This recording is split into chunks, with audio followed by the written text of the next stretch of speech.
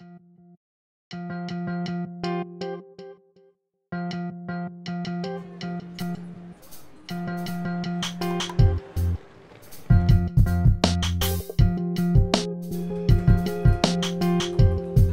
groot applaus voor David Vann.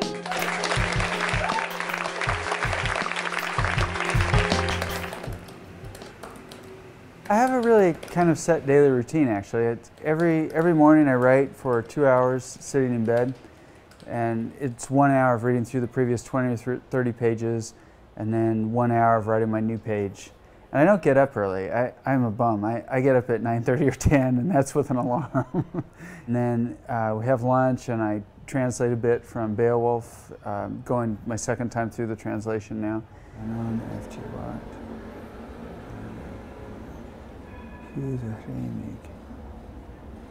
This is the kind of problem I hit in Old English, where huthe, they gloss it as booty, but what is huthe really? You know? We don't just have the word anymore. So in a lot of translation in Old English, you're essentially making it up. We don't really know what the word means anymore. And then we go out, and we usually go out in the afternoon, and we do some touristy things, like doing the pedal boats, like through the canals. It's really fun, or go to a park, or we do museums, or just see a new neighborhood. We haven't tried marijuana, brownies, space cake, anything yet. I don't know if we will, yeah. I think someone said that most of the other, I shouldn't say this on camera, that most of the other writers and residents try it within a day or two. Every day I write, translate, and read. So later in the day, in the evening, I read, and I've been reading Dutch authors while I'm here, which has been fun. So I read, started with Beyond Sleep by Hermans. Like I was told it was a classic. I really enjoyed that. That was funny. And then I've been reading Connie Palman's The Friendship. I'm right at the end of that. Instead of going through a country for a couple days or a week for a book tour, meeting people at a festival and not having read them, this time I actually have 6 weeks here. I can read all the writers that I know and get some sense, some larger sense of what the literary culture is like.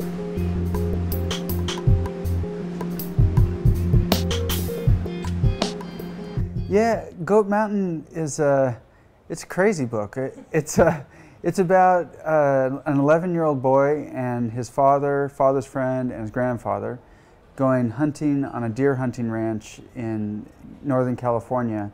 When they first go onto the ranch, there's a hunter who's hunting illegally up on a hill, and the father lets his son look at the boy through the scope of his rifle, and the boy pulls the trigger and kills the man. And that creates a big problem for the other men in the family, what to do with this dead body now, and what is owed for what's happened, and who's responsible. And like all Greek tragedy, there's a taboo that's crossed, and there are rules that are broken, and so then it's an examination of what are the rules, what holds us together, what makes things still work when things have broken down. We all waited, I think. I don't believe anyone rose immediately, and this was because the dead man was capable of anything. If he had fallen, who knew what he might do next? He had no insides, no center. So the heavy sound of that thump, the enormous weight of it, had to be his invention. His head no longer pinned against his chest, his limbs free to move, his head back laughing, and he could be up and dancing any moment. He had no blood, and so he followed no rules. Like Jesus from the grave, able to claim anything afterward, and who would dare not believe? The only trick that matters, cheating death, because death is the only true God. When I write, I have no plan or outline. It's very unconscious. Each day I have no idea what will happen, what the characters will do, what they'll say, like how a description of landscape might change or transform and become something else. It really is very unconscious. There's a lot of pattern and cohesion to the books, but it's not from a plan or an outline. I think my ideas suck. Like my conscious mind, everything's really small and who cares? Goat Mountain is the last book of mine that springs out of family stories. So the characters have been changed and all the events are fiction, but the places are real places from my childhood that were kind of mythic to me from my childhood.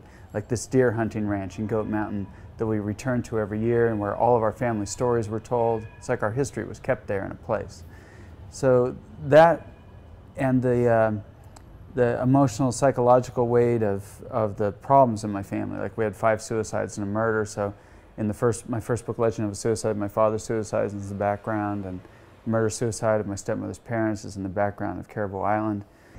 In real life, tragedy and terrible events just don't mean anything.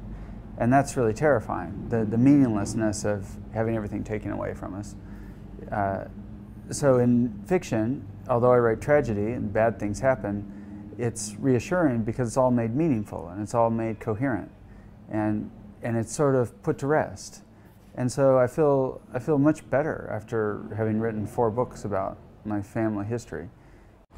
I opened my eyes, half believing I'd find his face above me. His breath would hold no air, and eyes that would fall inward and keep falling, that look on his face of wanting more. But there was only sky above, and all those needles of the pines bunched and etched, and at no distance that could be known, moving closer or farther at will.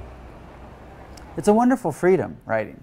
I mean, you get to experience so much, including really getting to explore your badness, all of your possible badness, in a way that's safe, that you don't go to prison for. The views and the landscapes and surroundings, the environment plays such a really large role in all of your books. Is it strange to be in such a different place like the one in your books? Is it something you could use in new stories? The truth is that all of my writing is rural, and I am working on a novel right now that's set in Seattle. That's the closest I get to a city, is writing about Seattle. But I've loved Amsterdam. It's been my wife and I have just had a fantastic time here for 6 weeks, and it's our favorite city. When I see boats, I just want to hug them. I love them all, big and small, new and old. They're all great. That's the kind of boat I love. I build aluminum boats. I weld and do all that. So I'm always pretty charged up about a nice aluminum boat. I'm an atheist, but I really do think of writing as redemptive. That it takes what was ugly and can turn it into the beautiful. It has an aesthetic goal. That it takes what was upsetting and held us back in life and has a therapeutic value of freeing us from that. You know, it really is a second chance.